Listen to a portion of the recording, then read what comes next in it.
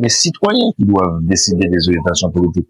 Il y a des gens qui expriment ras-le-bol, dire oui, mais la politique ne répond peut-être pas à nos aspirations, nos besoins. L'universaliste n'est pas descendante, mais elle est ascendante. C'est-à-dire qu'on ne parle pas du haut pour imposer aux gens d'en bas, mais on parle des gens d'en bas qui font remonter qui déjà gèrent leurs affaires, mais font remonter progressivement jusqu'à un sommet.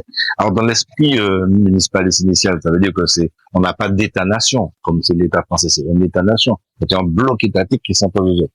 Les municipalistes pensent qu'il faut des communes, à l'instar de la Suisse, donc ça existe bien quelque part, il faut des communes confédérées. Il y a tout un système démocratique qui fait qu'on a des communes confédérées. Et ça nous permet de nous interroger aujourd'hui, nous qui sommes pour la souveraineté martiniquaise, sur est-ce que la souveraineté martiniquaise passe par un État-nation martiniquais. C'est ce que demandent ce qu'on appelle les indépendantistes, par exemple. Mais est-ce que c'est ça qui est, la solution la plus pertinente? Est-ce qu'on ne peut pas envisager, justement, dans le contexte caribéen, que nous ayons des confédérations de communes, de régions? C'est une piste de réflexion intéressante, mais en attendant d'arriver jusque-là, il y a les municipales en 2026. C'est sur la base de ces valeurs-là, sur la base de cette doctrine-là, que pouvons-nous faire ensemble pour aller que des communes soient pas simplement des lieux où des gens font carrière, des États font carrière, mais c'est des espaces où les citoyens sont mobilisés pour répondre à leurs propres besoins, à leurs propres aspirations et aux besoins aussi des générations futures. Moi, sur la dernière dont je conçois ma mission de député, je l'ai toujours dit, c'est un accompagnement du mouvement social, c'est un accompagnement du mouvement citoyen. Je ne vais pas parler à mon nom, mais je vais dire ce que les Martiniquaises et Martiniquais veulent. Il y a la même chose, ce que les communes martiniquaises veulent, mais quand elles vont se positionner dans une dynamique municipaliste qui est forcément en rupture avec ce qu'on appelle toutes les impératifs gestionnaires à tout va et qui sont souvent, je veux dire, imposés par le système néolibéral. C'est pas une réunion pour simplement informer les gens, mais créer des espaces où les citoyennes et les citoyens sont en mesure de décider. Ça veut dire qu'elles vont décider en fonction de leurs propres besoins et on va pas leur imposer des choses. On revient à l'idée d'un travail en synergie avec les communes, qu'on respecte aussi l'autonomie des communes, qu'on ne donne pas des subventions aux communes selon qu'elles soient pour ou contre la majorité de la collectivité majeure.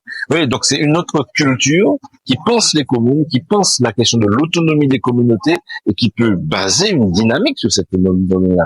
Donc c'est pas qu'on ait 74, 75, 72, c'est quoi, quel que soit le statut de la Martinique, il faudra qu'il y ait à la tête dans la gouvernance martiniquaise des acteurs qui sont sensibles et qui adhèrent à cette idée du municipalisme, c'est-à-dire respecter l'autonomie des communes et respecter le choix des citoyennes et des citoyens.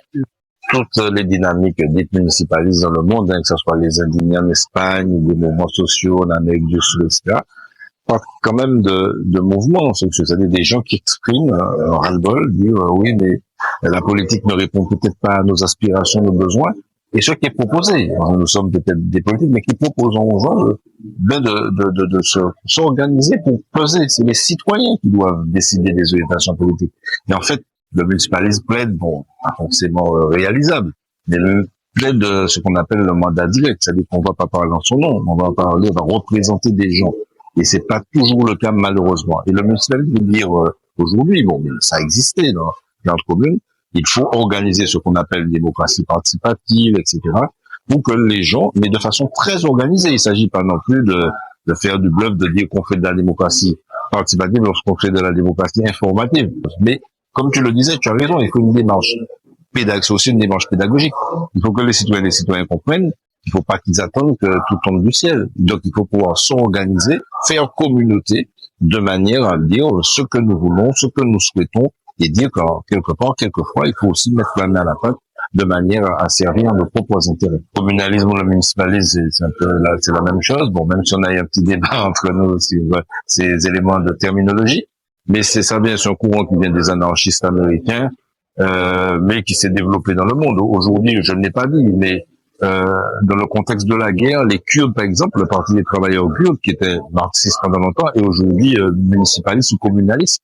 Pourquoi? Parce qu'il s'appuie sur l'organisation autonome de communautés. C'est ça qui est important. C'est pas attendre que les choses viennent de plus haut, mais que les citoyennes et les citoyens se mettent ensemble pour prendre en charge un certain nombre de leurs besoins et s'organisent aussi pour lutter. C'est aussi pédagogique. On l'a évoqué tout à l'heure. C'est vrai que l'État surveille, il ne laissera pas faire n'importe quoi. Mais par contre, quand on estime en tant que citoyen qu'on a besoin de choses légitimes pour nous, pour servir nos besoins, pour défendre nos intérêts, eh bien, on peut les exiger de l'État. Et ce qui est intéressant de savoir justement, finalement, mais quid des élus, des députés notamment. Ben oui, justement.